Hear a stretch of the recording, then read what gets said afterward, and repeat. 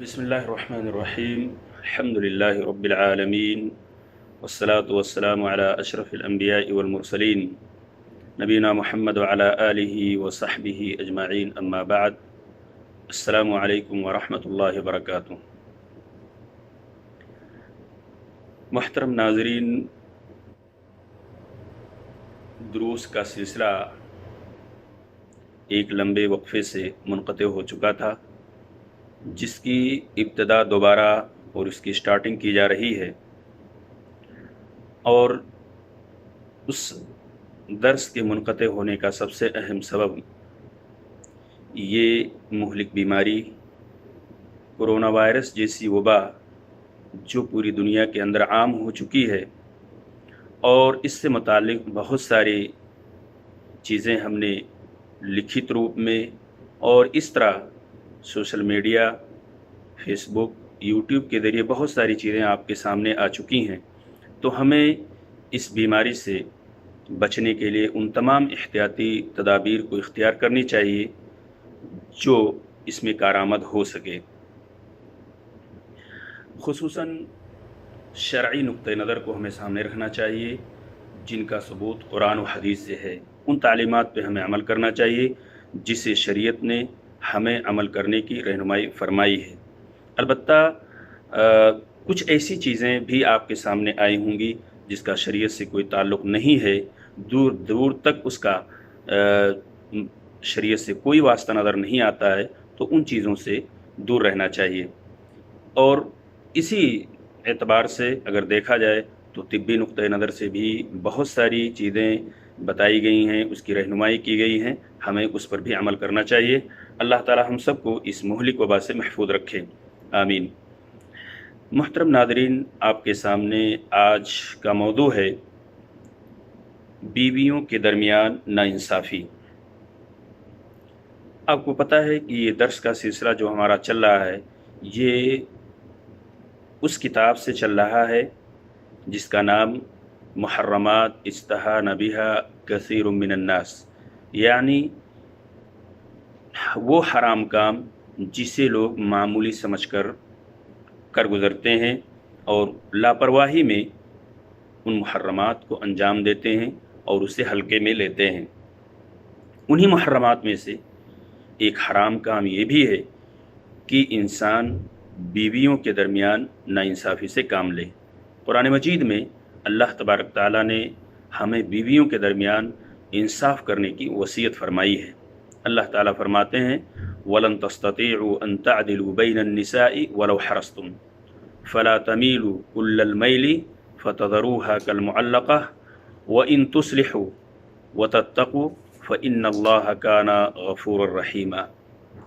ناظرین، اللہ تبارک تعالیٰ نے قرآن مجید کی اس آیت کے اندر ہمیں بتلایا ہے کہ تم کتنا ہی چاہو، تم سے یہ تو نہ ہو سکے گا کہ تمام بیویوں کے درمیان ہر طرح پورا انصاف کر سکو، مکمل طور پہ انصاف سے کام لے سکو، یہ تقریباً ناممکن چیز ہے۔ خیر اتنا کرو کہ بالکل ایک ہی طرف مکمل نہ جھک جاؤ اور دوسری کو بیچ میں لٹکتی ہوئی چھوڑ دو، نہ طلاق دو اور نہ حقوق زوجیت ہی کو ادا کرو۔ اگر تم درستی سے چلو، یعنی عورتوں کے درمیان اگر عدل و انصاف سے کام لو، ظلم و زیادتی سے بچتے رہو، تو اللہ تبارک تعالیٰ بخشنے والا مہربان ہے۔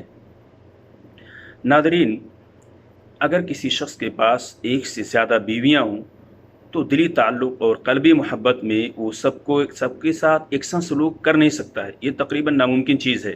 اس لیے کہ دل کا تعلق اور دلی محبت، قلبی محبت جو ہوتی ہے، اس پہ انسان کا کنٹرول نہیں ہوتا ہے۔ اور خود اس کی مثال اللہ کے رسول صلی اللہ علیہ وسلم کی زندگی میں موجود ہے۔ نبی کریم صلی اللہ علیہ وسلم کو بھی اپنی بیویوں میں سے سب سے زیادہ محبت حضرت عائشہ رضی اللہ تعالیٰ عنہا سے تھی۔ خواہش کے باوجود انصاف نہ کرنے سے مطلب یہی ہے قلبی میلان، محبت میں عدم مساوات، اور اگر یہ دلی محبت ظاہری حقوق کی برابری اور عدل و انصاف میں اگر رکاوٹ نہ بنے تو اللہ تبارک تعالیٰ کے یہاں اس کی کوئی گرفت نہیں ہوگی۔ اللہ کے رسول صلی اللہ علیہ وسلم کی محبت حضرت عائشہ رضی اللہ تعالیٰ عنہا سے زیادہ تھی، لیکن یہ محبت کبھی آپ کے اوپر اس طرح غالب نہیں آئی کہ آپ نان و نفقے میں، لین دین میں، شب گزاری میں، یا اس طرح کی جو ظاہری چیزیں ہوتی ہیں اس پر عدم مساوات کبھی آپ کے قریب نہیں آیا۔ آپ نے پوری زندگی مساوات، عدل و انصاف سے کام لیا، تمام بیویوں کے درمیان عدل و انصاف مکمل طور پہ کیا کرتے تھے۔ اگر اس طرح کی چیز ہے تو پھر اللہ تبارک تعالیٰ ہماری اور آپ کی اس زندگی میں برکت عطا فرمائے گا اور ہمیں نیکیوں سے نوازے گا۔ محترم ناظرین، شریعت اسی لیے جس عدل کا مطالبہ کرتی ہے وہ یہی ہے کہ رات گزارنے میں تمام بیویوں کے درمیان مساوات ہونا چاہیے۔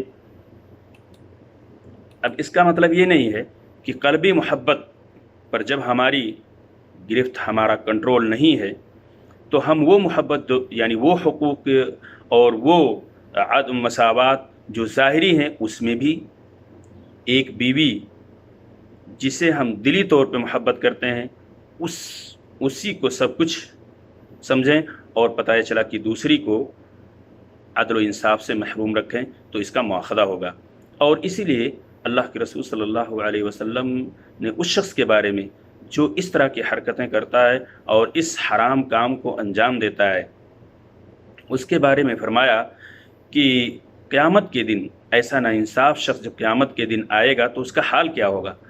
حضرت ابو ہریرہ رضی اللہ تعالیٰ عنہ بیان کرتے ہیں کہ رسول اکرم صلی اللہ علیہ وسلم نے فرمایا، من کانت لہ امرأتان فمال الی احداہما جاء یوم القیامت وشقہ مائل۔ جس شخص کی دو بیویاں ہوں اور ایک ہی کی طرف جھکا رہا، دوسری کو نظر انداز کیا، عدل و انصاف سے دور رکھا، وہ قیامت کے دن ایسی حالت میں آئے گا کہ اس کے جسم کا ایک حصہ گرا ہوا ہوگا۔ ناظرین، یہ ایک عمل ایسا ہے کہ لوگ اسے بالکل معمولی سمجھ کر اس حرام کام کو انجام دیتے ہیں، لیکن اس کا نتیجہ اور اس کا وبال قیامت کے دن اس شخص کے اوپر کس طرح ہوگا، حضرت ابو ہریرہ رضی اللہ تعالیٰ عنہ سے مروی یہ حدیث ہمیں بتلاتی ہے کہ جاء یوم القیامت وشقہ مائل، وہ قیامت کے دن ایسی حالت میں آئے گا کہ اس کا ایک حصہ گرا ہوا ہوگا۔